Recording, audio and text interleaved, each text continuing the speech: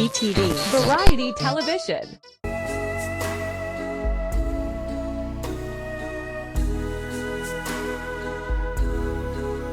ලෝක දියුණු වෙලා ලංකාව තවත් සංවර්ධනය. හැබැයි කලාව සංවර්ධනය වෙලා තියෙනවා. නැත්නම් කලාව දියුණු වෙලා තියෙනවා. ප්‍රශ්නය. මං ආටිස්ට් කෙනෙක්. තේරෙන සිංහලෙන් කියනවා නම් මං කලාකාරයෙක්.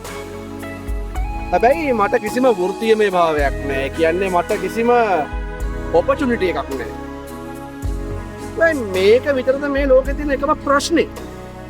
කලාව කරන අයට තව කොච්චර ප්‍රශ්න තියෙනවද? මේකනේ මම කතා කරන්න තෝරගත්තා හරිම මිනිස්සයා. ඒ තමයි ජිනිඳු. ජිනිඳු කියන්නේ ලංකාවේ යොවුන් වේදිකා නාට්‍ය කරුවන්ගේ අතර දක්ෂයෙක්, විශිෂ්ටයෙක්. හැබැයි අද වෙනකොට අස්සාව කරන්නේ පෞද්ගලික රාජ්‍යයක්. මේක මේ දින්මත්ට මේ කතා කරන්න ඕන මාතෘකාවක් නෙමෙයි නේද? අපි යමු උඩට. උඩට ගිහිල්ලාම කතා කරමු.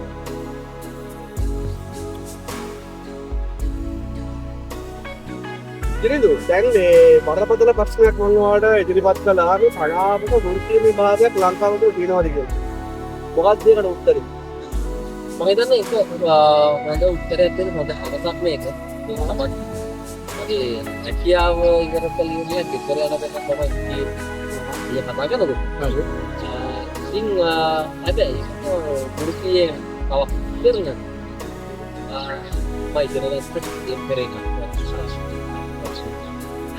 පාස් දෙකක් වල තියෙන නාට්‍ය. හැබැයි මම පාස් එකක් කිව්වොතින් නාට්‍ය රංගල නාට්‍ය ගැන ටෙලිවිෂන් සාස්ත්‍රීය විපාදී. ඒකට කටිනු එඩියුකේෂන් ප්‍රාමන්තියට දෙකලින් විපාදී. ඒක කොළඹ දීසිය. මොහොම ඉතින් නාට්‍ය පැත්තෙන් කළා මම ඉතින් ඒවට මේ ගණන් ඉලක්කම් එක්ක වැඩේ හිමයි කරන්නේ. ඒ කියන්නේ ජිනිඳු කලා ශිල්පියෙක් විදිහට තමන්ගේ අඩදාලම දැම්මට එකතු කිරීම අඩු කිරීම සහ ඉලක්කම් අතර හිර වෙන්න සිද්ධ වුණා. මේ පරිසරයත් එක්ක. මට හිතෙනවා සහ මේ මොහොතේ මම කලාකරුවෙක් විදිහට හරි මම මේ මට්ටමේ නැගිටින්න සහ යක් කරන්න පුළුවන් වුණේ. මම ඒ වෘත්තිමය භාවයක් එක්ක ඒක ඒ කියන්නේ මේ බලාපොරොත්තු වෙන එකෙන් පරිබාහිරව අර ගණන් ඉලක්කම් අදට අපින්න කියලා ඉන්නේ. ඒක නැත්නම් මම උපාධිත් එක්ක මට පුළුවන්කම තිබ්බා කලාකාරයෙක්ට කලා උපාධියක් අරගෙන යන්න දේවල් ලේසිම දැන මේ වෙලාවේ ගුරු වෘත්තිය. මම ගුරු වෘත්තියේ විදිහට මම කොළඹ පියසන දෙකෙන් මොකද මට ඒ ආව ප්‍රශ්නේ මම මොකද කරන්නේ? ඉතින් මගේ නිර්මාණ ඉස්කෝලේ ඇතුළේ මම කරනවා. හැබැයි ඒක පුදුම සතුටක් තියෙන මොකද? අදටත් මම කනගාටු වෙනවා ළමයි එක්ක මට වැඩ කරන්න දැන්විච් එක. හැබැයි මේ මම කරපු නිර්මාණ ඔක්කොම ඉස්කෝලේ ඇතුළෙන් ඉවරයි. මගෙන් ඉන්නේ දෙයක් කියනවා. ඒකට මගෙත් එක්ක ඉඳපු මගේ ජීඑස්පී මම විශ්වවිද්‍යාලේ ඉස්සරහට විවිධ ගණන් වල ගිහින් ඉඳලා නාට්‍යරංගල පිළිබඳ විශේෂ උපාධිය අරන්. ඒකට ඒ දෙකේ තුනේ ළමයිට උගන්වන එක තමයි ඒකම එක්ක ඒගොල්ලන්ට ප්‍රයිමරි උගන්වන එකක් කරන්නේ ඒගොල්ලන්ට කලාවෙන් වැඩක් කරන්න පුළුවන් නැහැ. මම මේ ගත්ත පට්ටකට වඩා අඩුපඩියකට තමයි මම ඊළඟට මගේ වෘත්තිය මම මාරු කරා. ඒ ඩිසිෂන් එක හින්දා තමයි ඇයි මම දැනට නාට්‍ය කරුවෙක් විදිහට මම වැඩ කරන 25ක් 30ක විතර ලොකු කණ්ඩායමකට අධ්‍යක්ෂ දෙනවා. එන්නක මගේ නාට්‍ය අටවි වේදිකා නාට්‍ය 7ක් ඉවර කළා. 8 වෙනි නිදුනාට 8 වෙනි නාට්‍ය පටන් ගත්තා. පෞගේ කාලේ නවකතා පොත් 3ක් තිබුණේ. ඒ ඔක්කොම කරේ. කලාව වෘත්තීය පදනමක් නැති නිසා ට්‍රැක් එක මාරු කරපු ජිනිඳු කියන්න වගේ අර බෝඩින් වල නියවෙච්ච ඒ වේදිකා නාට්‍ය, ඒ සින්දු, ඒ සිරිපද මේ මිනිස්සු ඉස්සරහට ආවනම් මම හිතන්නේ ලංකාවේ කලාව තවත් ලස්සන වෙනවා. ඒයි එක දෙයක්. ජිනිඳු ඔයා අපිට කලාකරුවෙක් නෙමෙයි කලාස්. කියන්නේ දේ ඉස්සෙල්ලාම කියන්න ඕනේ. මේක බලන් ඉන්න කවුරු හරි කියනවා නම් මේ වේදිකා නාට්‍යකාරයෙක් සංගීතකාරයෙක් කියනවා නම් අපි ඒක නිවැරදි කරන්න කියලා අපි ඉල්ලා සිටිමු. අපි කාර්යෝ නෙවෙයි. අපි ශිල්පී. අපි ශිල්පයක් ප්‍රගුණ කරපු අය. මම මෙන්න මෙහෙම දෙයක් අහන්න දිනුනෝ මේ මම දැන් විවාහ කරනවා. අනාගතේ තාත්තා කෙනෙක් වෙනවා. එතකොට දිනු මට කියන්න ඔබ කැමති මේ සමාජයේ අය ඔබේ දරුවව මේ අර අහවල් පෞද්ගලික ආයතනයේ මැනේජර් මහත්තයාගේ පුතා කියලා හඳුන්වනවටද? එහෙම නැත්නම් ජිනින්දු කියන වේදිකා නාට්‍ය නිෂ්පාදක නාට්‍ය පුතා කියලා හඳුන්වනවද කැමති? මම මේ බොහොම සාධාරණ ප්‍රශ්නයක්. මම දන්න ඔබ මොන ආකාරයෙන් මේක සංවේදී වේද කියන්නේ? ඒක හරි අපූර්ව ප්‍රශ්නයක්යි. පළවෙනි එක මටත් හිතාගන්න බෑ මේ ඒ නූපන් දරුවෙක්ගේ එයා එම සංකල්පයකම හිතලනේ. ඔයාගේ නෙමෙයි ප්‍රශ්නයක් අහපු නිසා මම කල්පනා කරනවා මේ මොකක්ද දෙන උත්තරේ කියලා එකක් මට දැනුණා ඉස්සෙල්ලා. මම මොකද ඔයාලට දෙන්න උත්තරේ කිව්වේ. පළවෙනි කාරණේ කලාව කියන එක. අපි තාමත් අපි සතුරු ගන්නවා. ඒ සතුරු කෙනෙක් අපි හැමලෙම විශ්වාස කරනවා මේ කලාව දරුවෙක්ට පිළින වෙන්න ඕන කියලා. හැමලෙම කියන කාරණා තමයි මේ හරිත හරි කියන සංස්කෘත පඬිවරය කියලා දිනවා මේ අනු වලිග නැති ගුණෙක් වගේ කියලා සෞන්දර්ය උගත් මිනිස්සු. ඒ නොදන්න මිනිස්සු. ඒකට කවදාද මගේ දරුවෙක් වගේ මම ගොන්නන දරුවෝ හැමෝම සෞන්දර්යය ඒගොල්ලෝ අත්පත් කරගන්න ඕනි. ඒගොල්ලන් සහකම්පණය කියන එක දැනෙන්න ඕනි කියන දන ඉස්සලාම ඉන්නවා. එතකොට මේ ඊළඟ මොහොත ලංකාවේ කලාකරුවාගේ තැන කොතනද? ඒකෙන් මෙන්න අපි ගත්තොත් එහෙනම් අපි අහලා තියෙනවා ගොඩක් මහනුවරගේ කලාව කියන එක මේ බුදුදහමත් එක්ක සමාන තැන්වල ඒකට හිමිලා තියෙන එක ස්ථානය. ඊළඟට ඒක කාලෙන් කාලෙ යුගයෙන් යුගයේ වෙනස්. එතකොට අපි දන්නේ ඊළඟ යුගය අයියේ මොන යුගයක්ද කියන කියලා. මම හිතනවා ඒ යුගයේ ජීවීන් තීරණය කරන්න ඕනේ Tamanට නිසි කොතනද තැන කියලා. ඒක විතරක් විදියකට මේ දෙවන ලෝකෙකින් පස්සේ සම්පූර්ණ මේ ආවේ ලෝකෙක මේ ශූන්‍යත්වය ගැන. වෙන ලෝක යුද්ධ වගේම යනවා. නැස්ටික් මොනව පිපුරුනොත් එහෙම අද අපි මේ කතා කරන එකට වඩා වෙන ආත්පස්සම වෙන දෙයක් ගැන තියෙනවා. මේ හැමෝම මොකටද හැබැයි අපිට මනස බැලන්ස් කරන්න ගණන් ඉලක්කම් හැමදේම බැලන්ස් කරන්න ඕනි කලාව. ඒ වගේමයි ඉස්කෝලවල හැමතරම් උගන්වන විෂයක් විදිහට කලාව ඉගෙනුවාට මම විශ්වාස කරන දේ ඒ විෂයක් විදිහට සමානක් වෙලාවට අපේ නාට්‍යකරුවන්ගේ අතීතයේ හෝ ඒගොල්ලෝගේ පෞද්ගලික නිර්මාණ අවශ්‍යයි. ග්‍රීක රෝම යුගයේ නාට්‍ය ගැන අවශ්‍යයි. හැබැයි ඒ නාට්‍ය පිටකතා කියන්නේ කොහොමද? නාට්‍යයක් කොහොමද රස විඳින්නේ කියලා සහ මේ වෙලාවේ පවතින නාට්‍ය කීපයක් බලලා රස විඳිනේ කළා. අර වෙන මේ පරිගණක එතකොට ඉගුණු ගමේ විෂයන් වල කියන මහා ඛණ්ඩ තුලනය කරන විෂය තමයි වෙන්නේ නාට්‍ය කලාවේ මොකදේම. ඒකවලතර කියන්නේ සෞන්දර්ය කියන්නේ.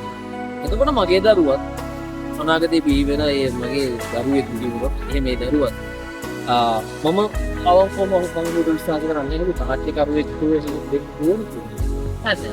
එයා සෞන්දර්යය පිළිබඳ දැනගන්න කෙනෙක් සෞන්දර්ය සංවේදීතාවයක් තියෙන කෙනෙක් විදියට තමයි මම අඳුරන්නේ. ඒ හැර මම දරන රැකියාව අරබයා ඒකේ පුත්‍ර රත්නයේ විදියට රජ වෙනවාට මම කැමති නෑ. මම හිතන්නේ ඔහුගේ ලෝකයක් හදාගන්න කියලා. මම ඒ ගැන තියෙන්නේ මගේ වෙන උත්තරයක්. මට ඒ උත්තරේ දෙන්න මම හිතනවා මම මේ මොහොත මේ ලෝකෙ යුද්ධත් කියන මේ මොහොත මේ ගැලපෙන්නේ. දැන් දිනු මේ මෙහා පැත්තේ ෆ්ලවර් රෝඩ් එක තියෙන්නේ. ඔය කොල්ලු පිටියේ ෆ්ලවර් රෝඩ් එක ඊට පස්සේ මේ පැත්තේ මිහාම රාජගිරියේ කිරුළපන ඔයලා කෝට්ටේ පහු කරන් ආවම මාර මාකට් එකක් දින සාමාන්‍යයෙන් ලොකු මුදලක් එකපාර වියදම් කරන්න පුළුවන් මූල්‍යමය හැකියාවක් තියෙන මිනිස්සු. ඒ අතරින් කෙනෙක් ඇවිල්ලා පුතා දින දුවා වේදිකාවක් වේද කරන්නේ. එන්නකෝ. ආ මෙන්න මේ 10 මිලියන් චෙක් තියාගන්න කියලා දුන්නොත් කොහොමද? ඇත්තටම මේ තප්පර ගානකාරී එහෙම මම කල්පනා කරගෙන ප්‍රශ්නෙට උත්තර දෙන්න ඒ හිණ ලෝකෙට අරන් ගියාට තැක්කු. හැබැයි මෙහෙමයි.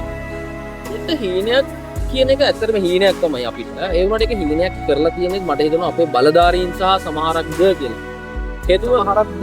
ඔව්. ඒකට හේතුව පිට රටවල් වල අපි ගත්තොත් එහෙම උදාන්නේ නැෂනල් තියටර් එක කියලා කියන්නේ ලොකු ආයතනයක්. ඒක අපිට අපි අන්තර්ජාලය හරහා දකින විශාල ප්‍රොඩක්ෂන් තියෙන BBC එකේ සමහරක් වීඩියෝස් අපි දකින අපේ ඉරාන දේශේකර වගේ දක්ෂ ශිල්පීන් එහෙ දැන් වැඩ කරන තැන. ඒවට මම හිතන්නේ ඕ වගේ මුදල් ඩොලර් මිලියන්ස් ගණන් ආයෝජනය වෙනවා ඇති. අපේ රටේ තියෙන විශාල කම්පැනි සමාගම් theatre house, theatre production house, theatre පැත්තට එහෙම ආයෝජනය කළා.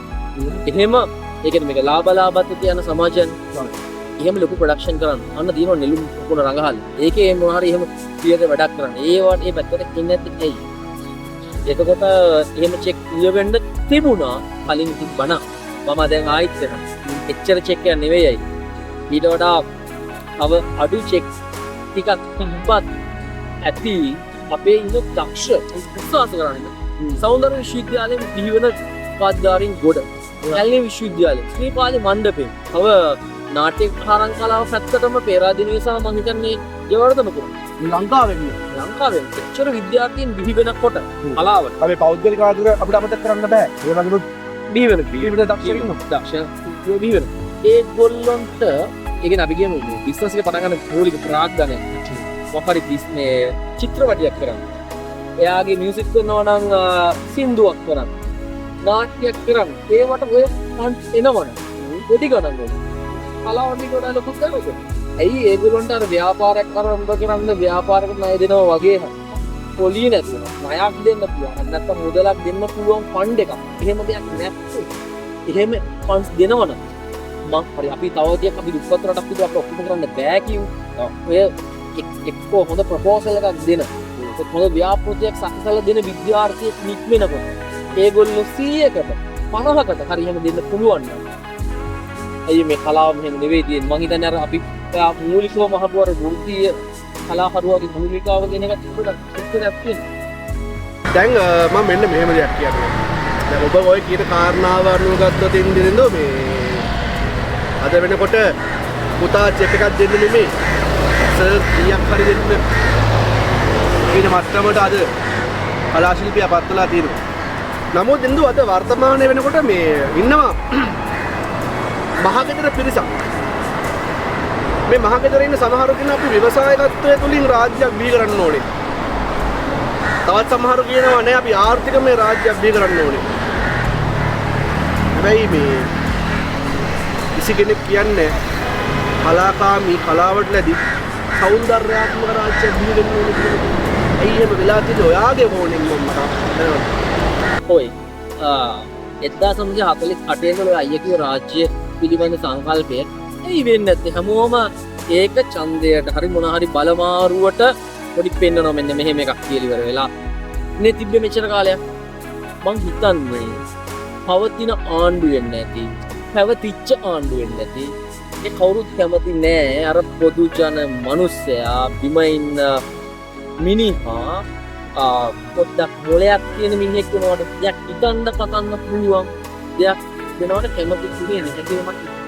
එහෙම නැත්නම් මීට වඩා කලාවට තැනක් දෙන්න ඒගොල්ලෝ ඉඩකට හැබැයි මතු දවසක මේතන ඉස්සරහට දැන් මේක එල්ලෙන ප්‍රශ්නයක් විද්‍යාත්මක මොකක්ද තීරණාත්මක තැනකට එනවනේ. මට හිතෙනවා අයියේ මගේ ජීවිත කාලය තුලක ඒ තීරණාත්මක අවධියක් මට පේනවා. දැන් හෙල්මට් එකකින් ගහලා මිනිස්සු මරන පොඩි ප්‍රශ්නයකට සියදිවි හානි කරගන්න. එහෙම දරුවෝ බිහි වෙන රටක් සමාජයක් බිහි වෙනකොට හැමෝම කල්පනා කරයි අම්මලා තාත්තලා කොතනද වැරදුනේ? මේ සංස්කෘතිය හරි කලාව හරි නැති දරුවෝ සහකම්පණය නැති දරුවෝ එහෙම ජනතාවක් බිහි නොවීම කියන එකට උත්තර හොයයි.